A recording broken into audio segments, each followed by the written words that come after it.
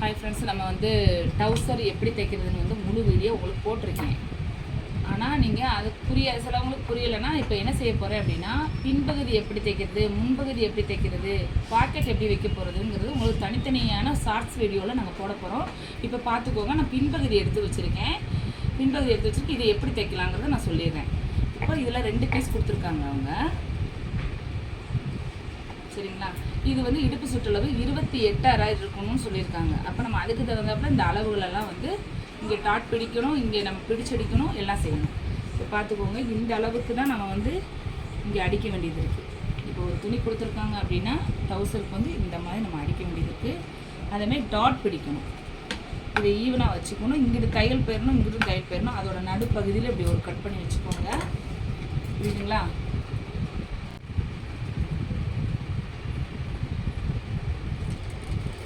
ஒரு 1/2 இன்ச்சு வந்து நம்ம டாட் பிடிக்கணும். இந்த மாதிரி டாட் பிடிச்சி வச்சுக்கோங்க. இப்போ நம்ம டாட் பிடிக்கிறோம் அப்படின்னா இதை வந்து 2.5 இன்ச்சு உயரத்துக்கு நம்ம வந்து பிடிச்சி வைக்கணும்.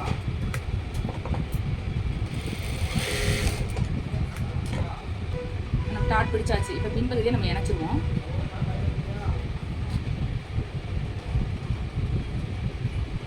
பார்த்துக்கோங்க, நம்ம வந்து இங்கே ஒரு 1.5 இன்ச்சு 1.25 இன்ச்சு கணக்கு பண்ணிக்கோங்க. பண்ணிவிட்டு இந்த பகுதியை வந்து கீழே வர 4 இன்ச்சுக்கு கொண்டு வந்துடணும்.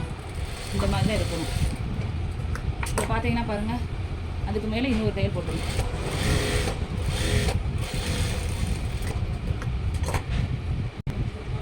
இப்போ நம்ம தையல் போட்டு முடிச்சிட்டோம். அதுக்கப்புறம் என்ன பண்ணணும் அப்படின்னா, இப்போ பாருங்கள், இந்த துணியை உள்ள துணி இப்படி விரித்து வச்சு ஒரு தையல் போட்டு கொடுக்கணும். எப்போவுமே வந்து இது ஷேக் ஆகாமல் நல்லா நீட்டாக இருக்கணும் அப்படின்னா இந்த மாதிரி பண்ணணும். இவ்வளோதாங்க. பின்பகுதியில் வந்து இதுதான். இந்த அளவு நம்ம கரெக்டாக அடிச்சுட்டு முடிஞ்சு.